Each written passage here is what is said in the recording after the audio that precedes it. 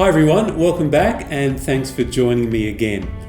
I'm actually glad you came back because after our first time together, I know the book of Ecclesiastes can be quite intimidating. It's not the normal kind of thing you'd expect to read in your Bibles. Remember, last time we were together, we looked at that opening phrase that repeats throughout the book.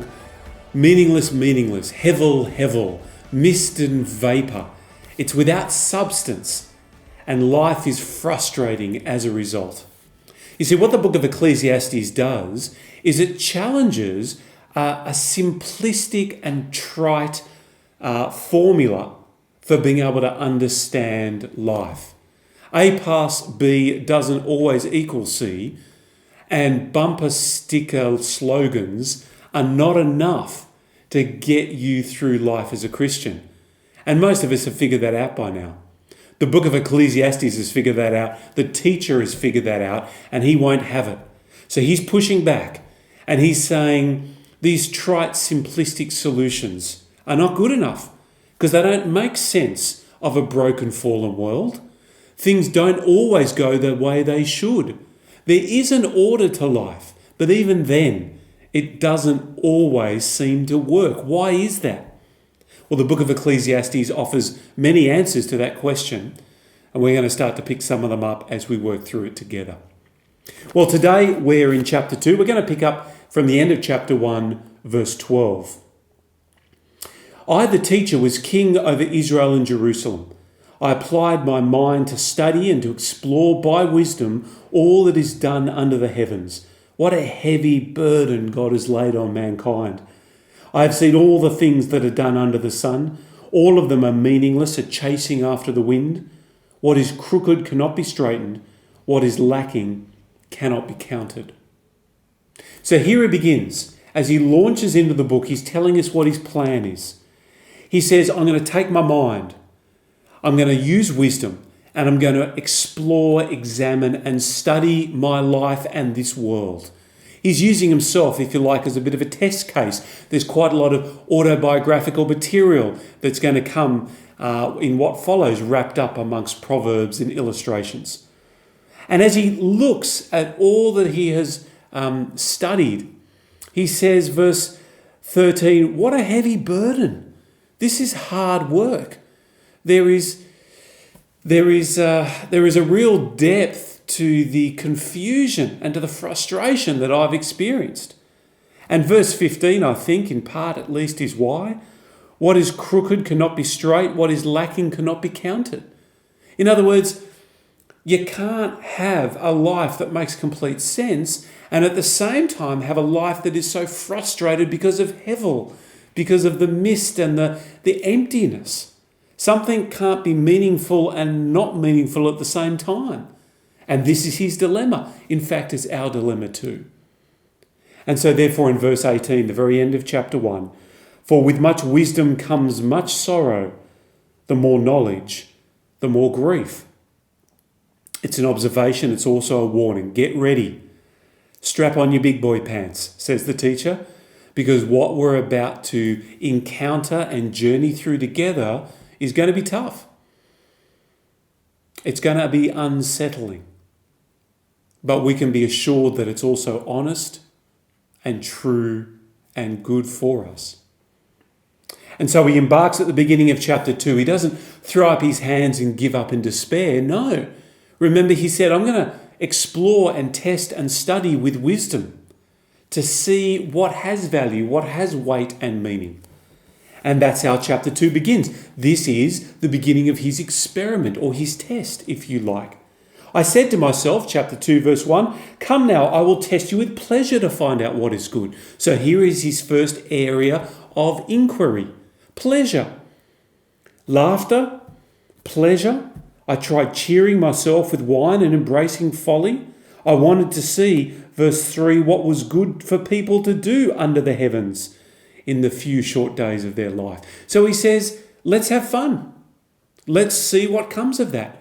Is this going to be the answer? Is fun and pleasure going to be the thing that can bear the weight of life in this world? Well, he explores it and he finds it lacking. So then in verse 4, he goes on and he tries ambition and success, glory and fame. I'm not going to read it all, but as you scan your eyes down from verses 4 to verses 11, you'll see that he built buildings, he started companies, he amassed wealth, he had slaves, and he had everything that made him far greater than anyone before him. Now, in all this, he says, my wisdom stayed with me, but he reached out and grasped at everything that your heart could possibly desire. There was nothing left that he didn't have. Can you imagine that? And then he examines it. He says, my heart took delight in all my labour. This was the reward for my toil. So he said there was pleasure in it. There was delight. There was fun. Chapter 2, verse 10, I think is what he's saying is the fun was fun. But it wasn't enough. The fun was fun, but ultimately the fun was empty. It couldn't carry and bear the weight of the burden that I had seen. Interestingly, in these opening 12 verses, 11 verses, as he's exploring pleasure, as he's exploring ambition, he doesn't go completely hedonistic. He doesn't do what those rock stars do and, sex, drugs and rock and roll and trash a hotel room. It's not that kind of exploration, because he says that every point wisdom stayed with him. He was guided by wisdom. It's not that he sinned in his pleasure or in his ambition, but he pushed it to its limits to find out if it was enough, and it came back wanting. You might have had the same experience, actually.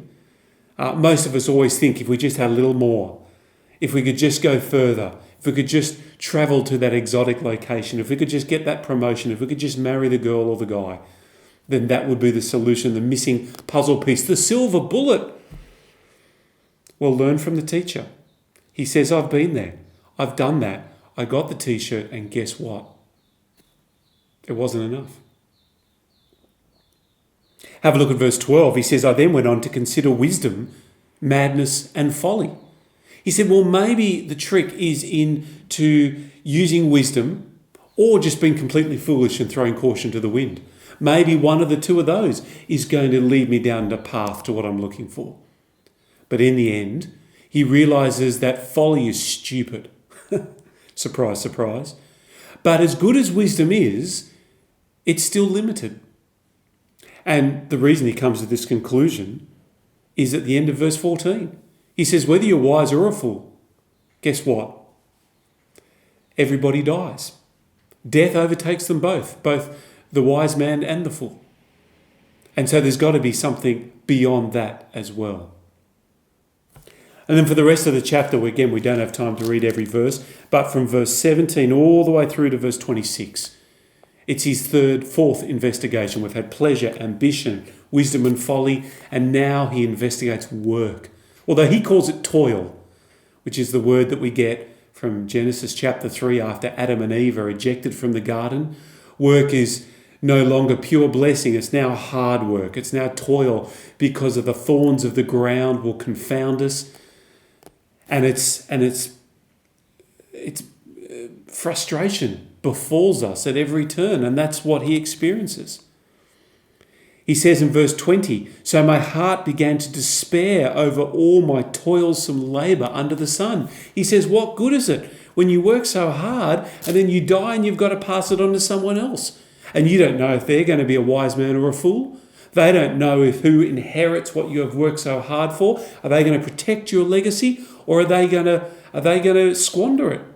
You don't know, and you have no control. That's where work leaves you. And he speaks of the frustration of this hard labour which creates so much grief and pain. He talks about, in verse 24 and 25, in verses 22 and 23 rather, he says, you have this person who is just obsessed with work, always working harder, thinking that'll be the solution. And yet they're left dissatisfied and dejected at the end of the day. See, his point is here isn't that work is bad, because in this second half of chapter 2, he acknowledges that there is advantage to hard work and that you can enjoy the day-to-day life by working hard and reaping the rewards. In fact, he says in verse 24 and 25, you can eat, drink and find satisfaction in your toil. I see that this is from the hand of God, for without him, who can eat and drink and find enjoyment? He acknowledges that work and the benefits of it are a gift from God. God gives it to you and you can enjoy it. It's not all doom and gloom. There is pleasure to be had. But in the final equation, when you map out your life, are you ever going to lie on your deathbed and say, oh, my one big regret is that I wish I worked harder? No. As you lie on your deathbed, you'll look back and you'll say, did my work amount to anything at all? That will be the thing that will haunt your dreams. And so he says that we are wired for work and there is value in it. And yet, don't forget that our greatest frustration in life comes from work. And I think that's true, isn't it? It's true for me. I'm sure it's true for you. So we must never look to work for a significance that it cannot give. Work, for all its joys and frustrations, is only work. And you're a fool if you try and push it for more than it's able to give. Of course, he finishes chapter 2 with that refrain, this too is meaningless, a chasing after the wind. He still hasn't found the thing of substance, the thing that he can hold on to in this world which is so full of pain and sin and injustice. He's looked at pleasure, he's looked at ambition, he's looked at wisdom and foolishness, he's looked at work. It's a wonderful autobiographical experiment in chapter 2.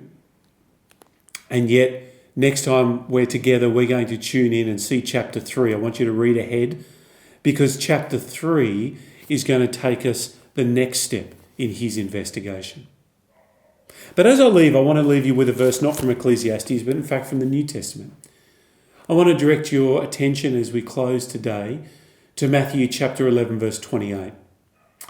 Jesus says, come to me, all you who are weary and burdened, and I will give you rest. You see, Jesus knows that work has become toil in this fallen, sinful world.